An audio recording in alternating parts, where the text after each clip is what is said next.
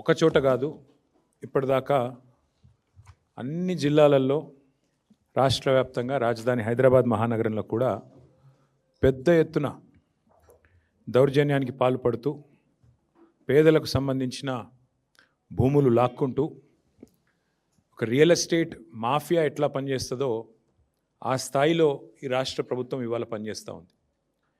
హైదరాబాదులో హైడ్రా పేరిటైతేనేమి, మూసీ పేరిటైతేనేమి, కొడంగల్లో లగచర్లలో pharma village పేరిటైతేనేమి, అట్లాగే మీరు మహబూబ్ నగర్ పట్టణంలో 150 మంది దివ్యాంగుల కాలనీలో దివ్యాంగుల ఇండ్లు కూలగొట్టడం అయితేనేమి, రామగుండంలో జరిగిన దాడి అయితేనేమి, అట్లాగే తాజాగా ఖమ్మం జిల్లా వెలుగుమట్లలో 3 మంత్రులు వారి బినామీల పేర్లు కూడా నేను చెప్తా ఉన్నా. వేజెల్ల సురేష్, ముల్లా కిషోర్, దామోదర్ రావు, ఈ 3 బినామీల కోసమే మొన్న వెలుగుమట్లలో ఖమ్మం కార్పొరేషన్ పరిధిలోని వెలుగుమట్లలో 3 మంత్రుల బినామీల కోసం, వాళ్ళ రియల్ ఎస్టేట్ లాభాల కోసం, వాళ్ళ రియల్ ఎస్టేట్ వ్యాపారం కోసం 1000 మంది పేదవాళ్ళని మొన్న గూడు లేకుండా చేశారు. ఆ దారుణం జరగంగానే మేము మర్నాడే అక్కడున్నాం. వెలుగుమట్లలో పేదల ఇల్లు కూలగొట్టి కాంగ్రెస్ ప్రభుత్వం ఘోరమైన తప్పు చేసింది. ఇది దారుణం. ఒక గాజాలో ఎట్లా అయితే ఒక భీతావహమైన వాతావరణం ఉందో, శిథిలాల నడుమ ప్రజలున్నారో, ఆ పరిస్థితి వాళ్ళ వెలుగుమట్లలో మాకు కనబడుతున్నది అని చెప్పి ఆ రోజు పత్రికా మిత్రులతో చెప్పాను, అక్కడున్న ప్రజలతో కూడా చెప్పాం. ప్రభుత్వం చేసింది తప్పు అనేది ఆ రోజు ఘంటాపదంగా చెప్పాం. ఈరోజు మేము చెప్పింది 100% వాస్తవం అని తేలిపోయింది. ఎందుకు అంటే బాధితులకు పట్టాలు ఇస్తాము అని ప్రభుత్వమే ఒప్పుకొని ఇవాళ తన తప్పు తెలుసుకొని మరి సవరించుకునే దానికి ప్రయత్నిస్తున్నట్టుగా కనబడుతున్నది. వాస్తవం ఏంటి అంటే ఇవి భూదాన్ పట్టాలు. మనకి అసలు భూదాన్ కాన్సెప్ట్ ఒక నిమిషం మీకు చెప్పాలి. భూదాన్ అంటేనే భూదాన్ బోర్డు వచ్చిందే ఆచార్య వినోబా భావే స్ఫూర్తితో. స్వాతంత్రం వచ్చిన తొలినాళ్లలో ఎవరైతే ల్యాండ్ లార్డ్స్ ఉన్నారో, పెద్ద పెద్ద వాళ్ళు ఉన్నారో, బాగా భూమి వారి దగ్గర ఉన్న వాళ్ళు ఉన్నారో, వారందరూ కూడా పేద రైతులకు కానీ వ్యవసాయానికి, అట్లాగే ఇండ్లు లేని పేదల కోసం మరి ముందుకొచ్చి వాలంటరీగా భూదానం చేయండి, భూమిని దానం చేయండి అన్నప్పుడు వచ్చిన ఈ కాన్సెప్టే వినోబా భావే గారి స్ఫూర్తితో భూదానుద్యమం. ఆ భూదానుద్యమంలో భాగంగా ఇవాళ మన రాష్ట్రంలో మీరు చూస్తే నల్గొండ జిల్లాలో భూదాన్ పోచంపల్లి అనే ఒక ఊరు ఉంటుంది. ఆ పేరు కూడా అక్కడి నుంచి వచ్చింది. అట్లాగే మన ఉమ్మడి ఆంధ్రప్రదేశ్లో 1,00,000 ఎకరాల భూమి భూదాన్ కింద, ఆ రోజు భూదానం కింద మనం ఈ ఉద్యమ స్ఫూర్తితో 1,00,000 ఎకరాలు భూదాన్ బోర్డుకు కొంతమంది పెద్దలు వారు విరాళంగా దానంగా ఇవ్వడం జరిగింది. ఖమ్మంలో వెలుగుమట్లలో కూడా అదే పద్ధతుల్లో 2 పెద్ద మనుషులు 1950వ దశకంలో ఒక 62 ఎకరాల భూమి ఏదో కరెక్ట్గా సబ్జెక్ట్ టు కరెక్షన్ వారు వెలుగుమట్ల ప్రాంతంలో భూదాన్ బోర్డుకి ఇచ్చారు. ఆ భూమి 62 ఎకరాల పైచిలకు భూమి 89 వరకు 1989 వరకు కాంగ్రెస్ ప్రభుత్వం వచ్చేదాకా భూదాన్ బోర్డు ఆధీనంలో భూదాన్ బోర్డు మీదనే పట్టా ఉంది. అందులో ఒక 31 ఎకరాలు కాంగ్రెస్ వాళ్ళు అంటేనే మాఫియాగాళ్ళు, భూమాఫియా చేసేవాళ్ళు కాబట్టి, బూచిగాళ్ళు కాబట్టి 89లో కాంగ్రెస్ ప్రభుత్వం రాగానే 31 ఎకరాలు మొత్తానికి పట్టాలు మార్చారు. భూదాన్ పేరు మీద ఉన్న 35 ఏండ్ల పైచిలకు భూదాన్ పేరు మీద ఉన్న భూములను మొత్తానికి పైరవి చేసినరో, పైసలు ఇచ్చినరో, ఏం చేసినరో ఒక 31 ఎకరాలు పేరు మార్చి ప్రైవేట్ వ్యక్తుల పేరు మీద రాయించుకున్నారు. కానీ ఒక 31 ఎకరాలు అట్లే ఉండే.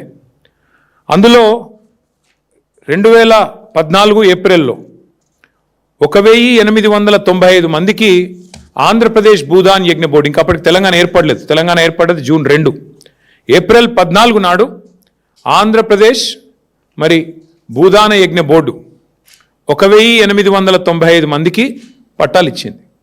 ఇచ్చిన తర్వాత అందులో మరి 2014 ఏప్రిల్లో ఇస్తే ఆ గత 10-12 ఏళ్లలో దాదాపు 1000 మంది ఇల్లు కట్టుకొని అక్కడే నివాసం ఉంటున్నారు. మధ్యలో మా ప్రభుత్వం ఉన్నప్పుడు పక్కనేదో ఎంక్రోచ్మెంట్లు అవుతున్నాయి అని ఫిర్యాదు వస్తే కూడా పరిశీలించమని చెప్పాం తప్ప ఒక్క పేదవాడి ఇల్లు కూడా మేమెన్నడూ ముట్టుకోలేదు. నిజానికి కేసీఆర్ గారి ప్రభుత్వం ఆనాడు 10 ఏళ్ల పాటు జీవో నంబర్ 58 కింద 59 కింద ఈ రాష్ట్రంలో లక్షల మందికి పట్టాలు ఇచ్చింది. ఒక హైదరాబాద్లోనే 1,50,000 పట్టాలు ఇచ్చాం. ఆ పట్టా కూడా ఇంటి మహిళ ఎవరైతే ఉంటారో వారి పేరు మీద ఇచ్చాం. ఖమ్మం పట్టణంలో కూడా 3,000 మందికి 58 జీవో కింద పట్టాలు ఇచ్చాం. అట్లా ప్రతి చోట, ప్రతి నగరంలో, ప్రతి మున్సిపాలిటీ పరిధిలో, గ్రామీణ ప్రాంతాల్లో కూడా జీవో నెంబర్ 58 కింద పెద్ద ఎత్తున పట్టాలు ఇచ్చాం. కానీ ఈ ప్రభుత్వం ఏం చేస్తున్నది? వచ్చిన నాటి నుంచి నేటి వరకు విధ్వంసం, వినాశం, ఇది తప్ప, వినాశనం తప్ప ఇంకో మాట లేదు. నిర్మాణం గురించి ప్రస్తావన లేదు. ఒక విధ్వంసకరమైన ఆలోచనలతో ఎవరి ఇల్లు ఎట్లా కూలగొట్టాలి, భూములు ఎట్లా లాక్కోవాలి. ఇందాక నేను చెప్పిన ముగ్గురు రియల్ ఎస్టేట్ మాఫియా వాళ్ళు ఎవరైతున్నారో, సురేష్, దామోదర్ రావు, ఇంకొక ఆయన పేరింది కిషోర్, ఈ ముగ్గురు ఇవాళ నేను నిర్ద్వందంగా చెప్తా ఉన్నా, ముగ్గురు మంత్రుల బినామీలు వీళ్ళు. ఖమ్మంలో ఉన్న ముగ్గురు మంత్రుల బినామీలు వీళ్ళు ముగ్గురు. వాళ్ళు ఆ ల్యాండ్ను హస్తగతం చేసుకోవడానికే ఇవాళ చేసిన డ్రామా ఇదంతా. వాళ్ళు ఏమనుకున్నారంటే మున్సిపల్ ఎలక్షన్ అయిపోయింది కదా, ఇప్పుడు కొడితే అడిగేవాడు ఎవడు అన్న లైన్లో పోయారు. ఒక శత్రుదేశం మీద దండయాత్రకు పోయినట్టు 3,000 మంది పోలీసు వాళ్ళు పొద్దున 3టికి పోయి వాళ్ళను మెడలు బట్టి బయటికి నూకి ఇండ్లన్నీ కూలగొట్టారు. మీరు చూశారు వీడియోలు. ఒక అమ్మాయి అడుక్కున్నది, 10 నిమిషాలు నా ఇల్లుని చూసుకుంటా అన్న, ఆ తర్వాత మీరు కూలగొట్టండి, 10 నిమిషాలన్నా దయచేసి దండం పెడితే కూడా కనికరించలేదు, కరుణించలేదు. ఇష్టం వచ్చినట్టు పిల్లలు వాళ్ళ పుస్తకాలు, బ్యాగులు తీసుకుంటామంటే కూడా ఇనలేదు, మెడలు బట్టి నూకి బయట బారేసినారు. మేము పోయి మేము అడిగాం ప్రభుత్వాన్ని. 8 లక్షలు, 9 లక్షలు, 12 లక్షలు, ఒక ఆయనైతే పాపం 200 గజాల్లో 18 లక్షలు పెట్టి ఖర్చు పెట్టి అప్పు చేసుకొని కట్టుకున్నాడు ఇల్లు. కట్టుకొని కూడా సంవత్సరంన్నర కాలేదు. కాబట్టి ఇట్లాంటి పట్టాలుండి అన్ని రకాల హక్కులుండి, యాజమాన్య హక్కులుండి ఇల్లు కట్టుకుంటే మీరు ఎట్లా ఇలా కొడతారు అంటే ల్యాండ్ మాఫియా అంటారు. ఎవరండి ల్యాండ్ మాఫియా? ఇప్పుడు నేను చెప్పిన సురేషు, కిషోరు, దామోదర్ రావు వీళ్ళు ల్యాండ్ మాఫియా. మా వెనకాల ఉండి నడిపిస్తున్న ముగ్గురు మంత్రులు మీరు ల్యాండ్ మాఫియా. ఇవాళ ఎంత విచిత్రం అంటే కూల్చిన వాళ్ళే అసలు ఫస్ట్ కూల్చుడు ఎందుకు, మళ్ళీ తర్వాత చేతులు కాలినాక ఆకులు పట్టుకున్నట్టు మళ్ళీ ఆడనే ఇందిరమ్మ ఇల్లు కట్టిస్తామని చెప్పుడు ఎందుకు? వాళ్ళు ఒక్కొక్కరు 10, 12, 18 లక్షలు పెట్టి కట్టుకున్నారు ఇండ్లు. ఇవాళ ఆ ఇండ్లు కూలగొట్టి ఇప్పుడు తీరా హంతకుడే సంతాపం చెప్పినట్టు ఇప్పుడు మళ్ళీ ఈ సిపాయిలే పోయి పట్టాలు ఇస్తారంట. ఎక్కడిస్తారు అది?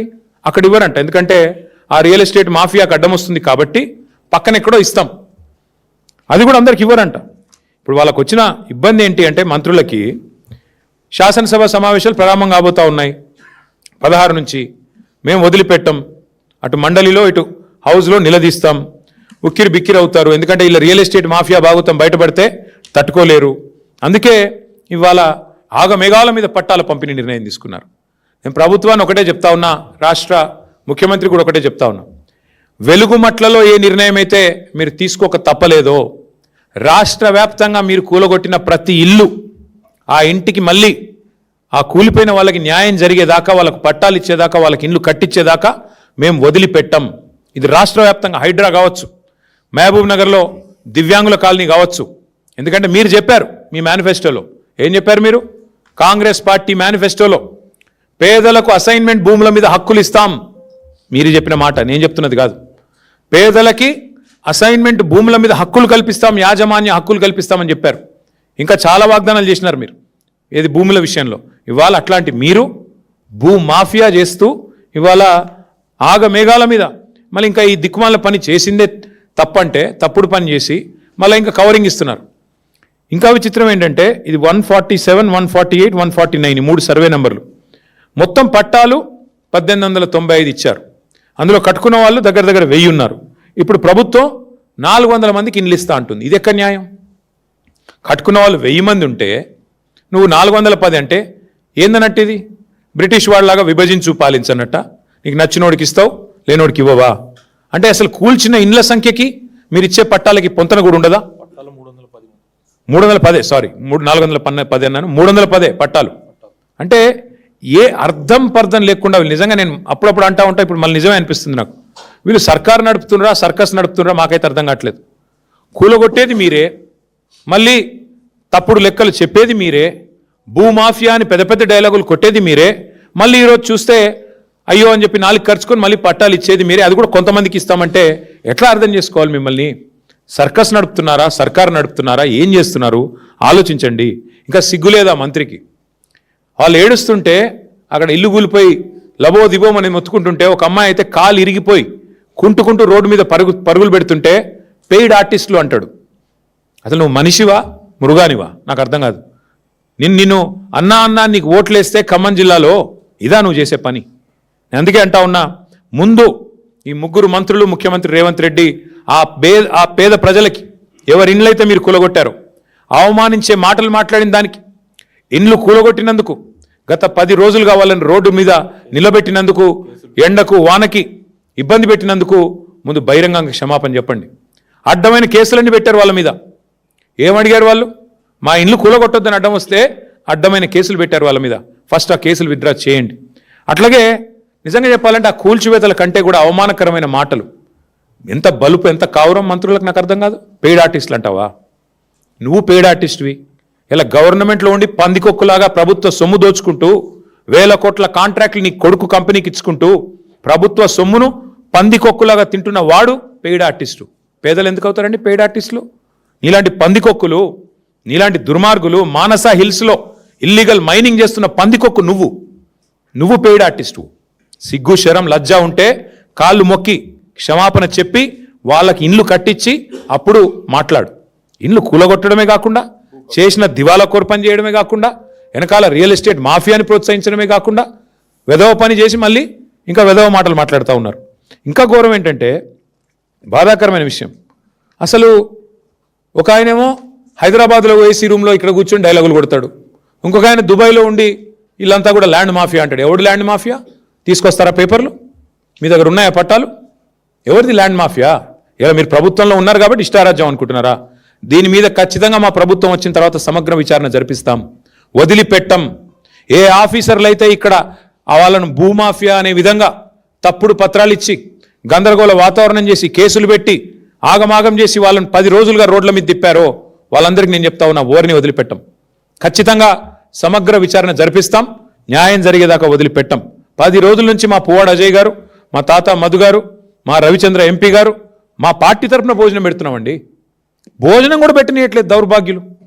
భోజనం పెడతాం, వాళ్ళు రోడ్డు మీద పడ్డారు అంబేద్కర్ భవన్లో అంటే భోజనం కూడా పెట్టనివ్వలేదు మమ్మల్ని. ఆఖరికి నిన్న మొన్న వచ్చి భోజనం పెడుతున్న కాడ కూడా నిన్న చిల్లర పనులు చేసి వాళ్ళ అనుచరుల కోసం భూమాఫియా చేస్తుంది మీరు. ఇంకొక మాట నేను అంటా ఉన్నా, అసలు భూదాన్ భూమి అని మీరే చెప్తున్నారు. నేను కలెక్టర్తో మాట్లాడా, అది భూదాన్ భూమి అంటాడు. మరి భూదాన్ అంటే గవర్నమెంటే కదా.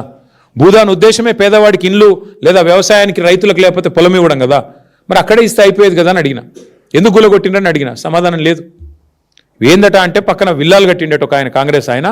ఆ విల్లాలకి ఇది అడ్డం వస్తుందట, అందవిహీనంగా ఉన్నాయంట ఇల్లు, ఇవి అడ్డం వస్తుందంట, వ్యూ బాగలేదంట, అందుకని వీళ్ళని తీసేయాలంట. ఇందుకే ఈ ముఖ్యమంత్రిని నేను మొదటి నుంచి తుగ్లక్ అంటున్నది. పిచ్చి తుగ్లక్ పనులు కాకపోతే ఏంటండి ఇవి? భూదాన్ బోర్డుల్లో ఇల్లు కట్టుకుంటే పట్టాలు ఇవ్వాలా? నువ్వే చెప్తావు కదా నీతులు. పేదవాళ్ళు తెలుసో తెలియక ఇల్లు కట్టుకుంటే రెగ్యులరైజ్ చేయాలా? It's a criminal waste. నువ్వే నరికితీవు కదా. అయ్యప్ప సొసైటీలో డెమాలిషన్స్ అవుతుంటే అది చాలా క్రిమినల్ వేస్ట్ కదా, సిమెంట్ వేస్ట్, స్టీల్ వేస్ట్ అని చెప్పి చాలా బాధపడిపోతీవి కదా. మరి ఇవాళ ఎక్కడ పోయినావు? ఇప్పుడు ఎందుకు పిచ్చి తుగ్లక్ లాగా మాట్లాడుతున్నావు? ఎందుకు పిచ్చి తుగ్లక్ పనులు చేస్తూ ఉన్నావు? ఇంకొక మాట కూడా నేను చెప్తా ఉన్నా, ఈ భూమాఫియాని ఇక్కడితో వదిలిపెట్టం. ఎవరైతే భూదాన్ భూములను ప్రైవేట్ పట్టాలుగా మార్చుకొని వాళ్ళ వాటిని హస్తగతం చేసుకునే ప్రయత్నం చేస్తున్నారో వాళ్ళని వదిలిపెట్టం. తప్పకుండా వాళ్ళని వెంటాడతాం, వాళ్ళని ఎట్టి పరిస్థితుల్లో కూడా వదిలిపెట్టం. అట్లాగే అసలు ఎంత దుర్మార్గం అంటే, అక్కడ గతంలో 100 గజాలు ఉన్నది ఒక్కొక్క పట్టా ప్రకారం. ఇప్పుడు వీళ్ళు 75 ఇస్తారంట. అంటే 25 ఎవరు నొక్కుతున్నారు? పొంగులేటా, తుమ్మలనా, బట్టిగారా, ఎవరు? పేదవాడి గతంలో అక్కడ 100 గజాలు ఇచ్చిందే భూదాన్ బోర్డు. మళ్ళీ అందులోకి వెళ్ళి ఇప్పుడు 75 ఇస్తాం, 25 ఏమంటే ఎవడు దొబ్బేస్తున్నాడు? అది మీరేనా? మీ వెనకాల ఉండే బ్రోకర్లా? ఇది చెప్పాలని చెప్పి డిమాండ్ చేస్తూ ఉన్నాం. అట్లాగే ఇంకా విచిత్రమైన మాట మాకు అర్థం కాంది, ఓపెన్గా చెప్తున్నాడు ఆ భూదాన్ చైర్మన్, అవి పట్టాలు నేనే ఇచ్చినా అది 100% కరెక్ట్ పట్టాలని రాజేందర్ రెడ్డి అని భూదాన్ చైర్మన్ చెప్తున్నాడు. తప్పైతే మరి చెప్పండి, ప్రభుత్వం ముందుకు చెప్పనియండి. అది కూడా మీదే కదా భూదాన్ బోర్డు అంటే. అంటే హైకోర్టు ఆర్డర్స్ ఉన్నాయి గతంలో ఇంప్లిమెంట్ చేయమని. అంటే ఈ రకంగా ఇంత నిర్లజ్జగా, ఇంత నిస్సిగ్గుగా ఇవాళ 1500 మంది. ఇంకా విచిత్రమైన విషయం మీకు చెప్తాను నేను. ఇప్పుడు ఆ 311 లిస్ట్ ఇచ్చారు. ధర్మవరపు దుర్గా అనే అమ్మాయి, వైఫ్ ఆఫ్ ధర్మవరపు రవి, కామేపల్లి మండలం అడవి మధ్యలపల్లి సొంతూరు, ఇక్కడికి వచ్చి 7 ఏళ్ళైంది. ఆ లిస్టులో ఆ పేరు లేదు. దుగ్గిరాల శ్రీకాంత్ సన్ ఆఫ్ బాలయ్య, సొంతూరు ఏన్కూరు, 20 ఏళ్లుగా ఖమ్మంపట్నంలో ఉన్నాడు. మరి ఆయనను కూడా ఇప్పుడు వదిలిపెట్టారు కావాలని. వంగూరు ముత్తయ్య సన్ ఆఫ్ సాంబయ్య, సొంత ఊరు అడవి మధ్యలపల్లి కామేపల్లి మండలం, మరి 8 ఏళ్లుగా వెలుగుమట్టలో ఉంటున్నాడు. పట్టా ఉంది, అన్నీ ఉన్నాయి, ఆయన కూడా ఎంపిక చేయలేదు. బందం ఉషా, బోనకల్లు, డిప్యూటీ సీఎం గారి సొంత కాన్స్టిట్యున్సీ, 6 ఏళ్ల కింద వచ్చి ఇక్కడికి వచ్చి నివాసం ఏర్పాటు చేసుకున్నారు, వారికి కూడా ఇవ్వలేదు. సలీంద్ర త్రివేణి, వైఫ్ ఆఫ్ భాస్కర్, చింతకాని, ఇది కూడా డిప్యూటీ సీఎం కాన్స్టిట్యున్సీ. మరి ఏం సర్వే చేశారో ఏం చేశారో కానీ వీళ్ళందరినీ ఇవాళ బజార్న పడేసింది ప్రభుత్వం. బజార్న పడేయడం అంటే నిజంగా మీరు పోయి చూస్తే తెలిసేది. తాగునీరు లేదు, టాయిలెట్లు లేవు, పువ్వ లేదు, రోడ్డు కనీసం బట్టలు మార్చుకుందామంటే ఆడపిల్లలకి జాగా లేదు. అట్లాంటి ప్లేసుల్లో వదిలిపెట్టి ఇవాళ పిల్లలు ఎగ్జామ్స్ ఉన్నాయి, ఇంటర్మీడియట్ ఎగ్జామ్స్ రాసే పిల్లలు రోడ్డు మీద వదిలిపెట్టిపోయారు. ఎన్నింటికి మించి నికృష్టంగా ఏసీపీ ఉన్నాడు ఆయన, ఖమ్మం ఆయన. మరి ఆయన అన్నం తింటున్నాడా గడ్డి తింటున్నాడా తెలియదు నాకు. వీళ్ళ మీద కేసులు పెడతారండి? ఎవడో మంత్రి చెప్తే పనికిమాలినోడు. ఆ ఏసీపీకి బుద్ధి జ్ఞానం ఉంటే, ఆ ప్రభుత్వానికి బుద్ధి జ్ఞానం ఉంటే విత్డ్రా చేసుకోవాలి కేసులు వెంటనే. తప్పు పని చేశారని మీరు ఒప్పుకున్నారు, పట్టాలు ఇవ్వడం అంటేనే మీ తప్పు మీరు ఒప్పుకున్నట్టు. మరి అట్లాంటప్పుడు తప్పుడు కేసులు బనాయించినందుకు కూడా క్షమాపణ చెప్పండి. తప్పకుండా ప్రజలకు ఏదైతే మీరు తప్పు జరిగిందో క్షమాపణ చెప్పి ఆ కేసులు కూడా విత్డ్రా చేసుకోవాలి. ఆ ఏసీపీ గారు మా పార్టీ నాయకుల మీద కూడా కేసులు పెడుతున్నాడంట, మేము అన్నం పెడుతున్నందుకు. ఇంతకంటే హీనమైన పని ఇంకోటి ఉంటుందా? మా టౌన్ ప్రెసిడెంట్ మీద, మా పార్టీ నాయకత్వం మీద ఒకటి కాదు 7-8 కేసులు ఒక్కొక్కరి మీద. నాకు ఇంకో సమాచారం విచిత్రంగా అనిపించింది, పీడీ యాక్ట్ పెట్టే ప్రయత్నం చేస్తున్నారంట. ఎందుకంటే వీళ్ళు నక్సలైట్లని, లెఫ్ట్ పార్టీలని, ఓపీడీఆర్ అనే సంస్థ మీద కూడా ఏదో పీడీ యాక్టులు పెట్టే ప్రయత్నం చేస్తూ ఉన్నారంట. మీడియాతో మాట్లాడితే, కొంతమంది బాబు మీడియాకి చెప్పుకున్నారు, మీడియాతో మాట్లాడితే కేసులు. ఏది మీకు వాయిస్ ఇచ్చినందుకు, అంటే వీళ్ళు చేసే దొంగతనం కూడా చెప్పకూడదంట. ఒక ఆయన పెద్ద ఆయన ముత్తయ్య గారు అంటే ఆయనను కూడా, ఆయన కోయ సామాజిక వర్గం, కాంగ్రెస్ ప్రభుత్వం ఆయన కిడ్నాప్ కూడా చేయించింది. ఆయన గట్టిగా మాట్లాడుతున్నాడు, వాళ్ళందరినీ ర్యాలీ చేస్తున్నాడు అని చెప్పి. కొత్తపేటలో, హైదరాబాద్లో నిన్న ఆయన ఎత్తుకొని పోయారు పోలీసు వాళ్ళు, ఖమ్మం పోలీసు వచ్చి ఎత్తుకొని పోయింది. అంటే ఇంత నికృష్టంగా ఒక మాఫియాని ఎంతగానే అనలేదు. ఒక మాఫియానే ఇంత నికృష్టంగా పనిచేస్తుంది. కిడ్నాప్ లేంది, కేసులేంది, అన్నం పెడుతుంటే అడ్డుకోవడం ఏంది, ఇంత నికృష్టంగా ప్రవర్తించడం ఏంది. అందుకే అసెంబ్లీలో వదిలిపెట్టాం, ఈ కేసులన్నీ ఎత్తేసేదాకా మండలిలో, అసెంబ్లీలో వదిలిపెట్టాం. మీరు కూలగొట్టిన ప్రతి ఇల్లు కట్టించేదాకా వదిలిపెట్టాం. గల్లా పట్టుకుంటాం, కాంగ్రెస్ ప్రభుత్వాన్ని వదిలిపెట్టాం శాసనసభలో, శాసన మండలిలో. అట్లాగే మీరు ఇష్టం వచ్చినట్టు ఇల్లు కూలగొడుతూ కనీసం వాళ్ళని 5 నిమిషాలు కూర్చొని ఇవ్వలేదు. మొత్తం సామాన్య నష్టం జరిగింది. దానికి కూడా ప్రభుత్వమే నష్టపరిహారం కట్టివ్వాలి. కనీసం కుటుంబానికి 3 లక్షల రూపాయలు ఇవ్వాలని మేము డిమాండ్ చేస్తున్నాం నష్టపరిహారం కింద. అట్లాగే ఇందిరమ్మ ఇండ్లు కాదు మీరు ఇవ్వాల్సింది, వాళ్ళు ఒక్కొక్కరు 10 లక్షలు 8 లక్షలు పెట్టి కట్టుకున్నారు అక్కడ, సొంత ఇల్లు కదా అని. వాళ్ళకి ఎంతైతే నష్టపోయారో అంతే ఇవ్వాలని మేము డిమాండ్ చేస్తూ ఉన్నాం. ఇచ్చేది సరిపోదు. ఇంకొక మాట కూడా నేను అంటా ఉన్నా, పెద్ద పెద్ద మాటలు మాట్లాడుతున్నారండి, మూసి కాడ అక్కడ ఇక్కడ. చారిటీ బిగిన్స్ ఎట్ హోమ్ కదా. మీకు సిగ్గంటూ ఉంటే మీరు కదా చెరువులు కబ్జా పెట్టి ఇండ్లు కట్టింది.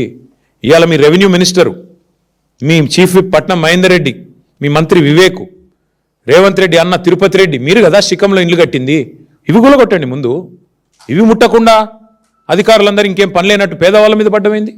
అందుకే మా పార్టీ తరఫున మా ఖమ్మం జిల్లా నాయకత్వాన్ని అభినందిస్తూ మా అజయ్ గారు, మా మధు గారు, మా గాయత్రి రవి గారు, ఇంకా మా నాయకులందరూ కూడా ఎవరెవరైతే తోడ్పడ్డారో, మొన్న బ్రహ్మాండంగా అక్కడ పనిచేశారో వారందరికీ కూడా బాధితుల తరపున నిలబడ్డందుకు అభినందనలు తెలియజేస్తూ, మరి న్యాయం జరగలేదు, ఎరకొర చర్యలతో ఎలాంటి న్యాయం కూడా ఆ బాధితులకు జరగదు. వారికి న్యాయం జరిగేదాకా వదిలిపెట్టం. ప్రతి ఒక్కరికి పట్టా ఇచ్చేదాకా, నష్టపరిహారం ఇచ్చేదాకా కూలగొట్టిన దానికి. అట్లాగే 75 గజాలు కాదండి, 100 గజాలు ఇవ్వాలి. అట్లాగే ఒక్కొక్కరికి 8-10 లక్షలు ఇస్తేనే అది సంపూర్ణమైన న్యాయం చేసినట్టు అవుతుంది. ప్రభుత్వం తన తప్పును తాను తెలుసుకున్నట్టు అవుతుందని చెప్పి కూడా తెలియజేస్తూ, ముందు మంత్రులు క్షమాపణ చెప్పాలి. వాళ్ళు ఏం చేసినా మా ప్రభుత్వం వచ్చాక ఈ అంశాన్ని వదిలిపెట్టాం. సమగ్ర విచారణ జరిపించి దీని వెనకాల ఉన్న బ్రోకర్లు, ముందున్న మంత్రులు, వాళ్లకు రక్షణ కవచంలా నిలబడ్డ అధికారులు అందరినీ కూడా తప్పకుండా వారికి we will take them to task, we'll bring justice. ఇది మా స్పీకరు సన్మానం చేద్దాం అనుకుంటున్నాం. స్పీకర్ గారికి రాహుల్ గాంధీ గారి ఇద్దరికి బహిరంగ వేదిక మీద సన్మానం చేసి, నాకు తెలిసి భారతదేశ చరిత్రలో ఇంత అద్భుతమైన నిర్ణయం ఏ స్పీకర్ గారు తీసుకోలేదు. కాబట్టి వారికి మేము సన్మానం చేసి చప్పట్లతో మంచి దుప్పట్లు కప్పి చప్పట్లతో సన్మానం చేసి బాగా అభినందనలు తెలియజేద్దాం అనుకుంటున్నాం. మా పార్టీ బీఫామ్ మీద ఎమ్మెల్యే గెలిచిండు, కాంగ్రెస్ బీఫామ్ మీద ఎంపీ కొట్లాడిండు. ఇంకేముంది అందులో విచారణ చేయనికే? రెండు కూడా ఎలక్షన్ కమిషన్ వెబ్సైట్లు ఉన్నాయి. ఏ బీఫామ్ మీద ఎమ్మెల్యేకి పోటీ చేసిండో ఉంది, ఏ బీఫామ్ మీద ఎంపీకి పోటీ చేసిండో ఉంది. ఇక అది కూడా స్పీకర్ గారు రిజెక్ట్ చేసిందంటే అందుకే ఆయనకు తప్పకుండా సన్మానానికి ఆయన అర్హుడు. అయినా మీకు తెలుసు కదా, వికారాబాద్లో మున్సిపల్ కౌన్సిల్లో మా కౌన్సిలర్ ఒక ఆయన ఏకగ్రీవంగా గెలిచిండండి. కనీసం ఆ రిటర్నింగ్ ఆఫీసర్ ఆ కార్యాలయం బయటికి దాటి కూడా రాలే. ఇదే స్పీకర్ గారు ఎత్తుకొని పోయి కాంగ్రెస్ కండువా కప్పిండు. ఇది బీఆర్ఎస్ కౌన్సిలర్కు. ఇక ఆయన నుంచి ఏం న్యాయం ఆశించాలి మేము? ఇట్లుంది పరిస్థితి ఈ దేశంలో. ప్రజలు అన్నీ చూస్తున్నారు. ఓపెన్గా బహిరంగంగా మా బీఫామ్ అంటే నిజంగా దిస్ ఇస్ బహిరంగ దాడి. ఇది ప్రజాస్వామ్యం మీద, రాజ్యాంగం మీద ఇది రాహుల్ గాంధీ చేస్తున్న దాడి. ఇందులో రాహుల్ గాంధీ అమాయకుడు నేను అనను, రేవంత్ రెడ్డి దోషి అని నేను అనను. దీన్ని చేయిస్తున్నదే రాహుల్ గాంధీ. ఏ రాహుల్ గాంధీ అయితే రాజ్యాంగం పట్టుకొని పోజులు కొడతాడో, డైలాగులు కొడతాడో, యాంటీ డిఫెక్షన్ లా తెస్తా అని చెప్పి తుక్కుగూడలో తుక్కు డైలాగులు కొట్టిండో అదే రాహుల్ గాంధీ బుద్ధి తక్కువ పని ఇది. ఆ రాహుల్ గాంధీకి ఏమైనా సిగ్గు లజ్జ ఉంటే ఆయన సమాధానం చెప్పాలి. ఒక పార్టీ బీఫామ్ మీద గెలిచి ఇంకో పార్టీ బీఫామ్ మీద ఎంపీకి పోటీ చేసినోడు డిస్క్వాలిఫై కాకుండా ఎట్లుంటాడండి? మీరే చెప్తారు కదా, యాంటీ డిఫెక్షన్ లాని సమర్థవంతంగా అమలు చేస్తాం, మేము వెంటనే 10 రోజుల్లో ఆటోమేటిక్ డిస్క్వాలిఫికేషన్ చేస్తామని చెప్పారు రాహుల్ గాంధీ గారు. రేవంత్ రెడ్డి గారు ఏం చెప్పారు? పార్టీ మారిన వాళ్ళని రాళ్లతో కొట్టి చంపమన్నాడు. ఇప్పుడు ఎవరిని కొట్టాలా రాళ్లతో? రాహుల్ గాంధీని కొట్టాలనా, రేవంత్ రెడ్డిని కొట్టాలనా? అంటే ఇంత సిగ్గు లేకుండా, ఎవరేమనుకుంటారో అనే కనీస ఆలోచన లేకుండా మరి ఇంత నిర్లజ్జగా వ్యవహారం చేస్తున్నందుకు వారికి సన్మానం చేద్దాం అనుకుంటున్నాం. వారు ఒప్పుకుంటే నిజాం కాలేజీలో మంచి మైదానం ఉందాడ, వస్తే మంచి సన్మానం చేస్తాం అందరం వచ్చి.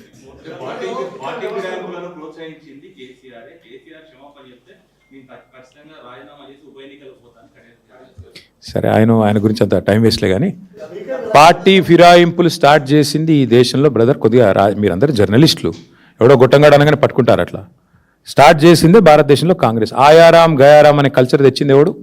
కాంగ్రెస్ కాదా? అసలు 2004లో టీఆర్ఎస్కి 26 ఎమ్మెల్యేలు ఉండే. మా 10 మంది ఎమ్మెల్యేలు ఎత్తుకుపోయింది ఎవడు? ఇదే థర్డ్ క్లాస్ కాంగ్రెస్ కాదా? ఎవడు స్టార్ట్ చేసిండు? ఏం మాట్లాడుతుండే ఆయన? కళ్ళు ఉన్నాయా? పోయినాయా పెద్ద మనిషికి? ఇట్లా మాట్లాడొచ్చా? ఏం తక్కువ చేసింది కడియం శ్రీహరికి టీఆర్ఎస్ పార్టీ? 2013లో దేహి అంటూ వస్తే ఎంపీ చేసింది కదా కేసీఆర్ గారు. తర్వాత నిన్ను డిప్యూటీ సీఎం చేసిండు, ఆ తర్వాత ఎమ్మెల్సీ చేసిండు, తర్వాత ఎమ్మెల్యే చేసిండు, నీ బిడ్డకి ఎంపీ టికెట్ ఇచ్చిండు. ఎందుకు ఈ వయసులో గలీజ్ మాటలు మాట్లాడు? బండ కట్టుకొని బాయలేదుకు చచ్చిపోక అనవసరం ఎందుకు? ఆ మాటలు నాకు అర్థంగా సిగ్గు లేకుండా ఎందుకు ఆ బతుకు? అది ఏ పార్టీ? నువ్వు చెప్పు, నాకు తెలవక అడుగుతా. నువ్వు ఆడనమ్మగనా ఏంటి నువ్వు? అదే అంటున్నా, ఎందుకు థర్డ్ క్లాస్ మాటలు, ఎందుకు థర్డ్ క్లాస్ పనులు?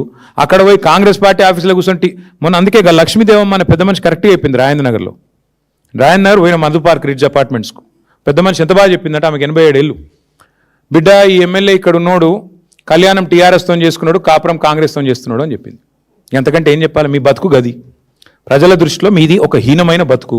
మీరు అట్లే బతుకుతాము, ఇక్కడ గెలిచి అక్కడ సంసారం చేస్తామంటే మీ కర్మ, మేమేం చేస్తాం? స్పీకర్ గారిది ఏముందండి పాపం? ఆయన ఆడిస్తున్నది రాహుల్ గాంధీ. ఏం చేస్తాడు స్పీకర్ గారు? మా ప్రసాద్ అన్న మంచోడే, కానీ ఏం చేస్తాడు ఆయన? All I'm saying is, see, the Speaker of the Telangana Legislative Assembly is under tremendous pressure from Mr. Rahul Gandhi. Rahul Gandhi is joke of a leader. On the one hand, he flaunts the Constitution of India. He continues to maintain that he is the savior, the vanguard of Constitution of India. And he also talks about defections and how automatic disqualification should be brought in. न्याय पत्रा करके दिखा के बात कर रहे थे यहीं पे तेलंगाना में. And he's such a big joker that today his own party and his own speaker, अरे यहाँ पे टीआरएस के एमएलए जीतते हैं, उसको आप उठा के ले जाके कांग्रेस का बी फॉर्म देके सिकंदराबाद से पार्लियामेंट लड़ाते हो. उस आदमी को डिस्क्वालीफाई करने में क्या तहकीकात, क्या जांच, इसमें क्या इन्वेस्टिगेशन है? एक अंधे को भी दिख रहा है ना कि एमएलए जीता टीआरएस से, वही एमएलए का इस्तीफा दिए बगैर जाके एमपी लड़ा वो कांग्रेस से. सोचने की क्या चीज है इसमें?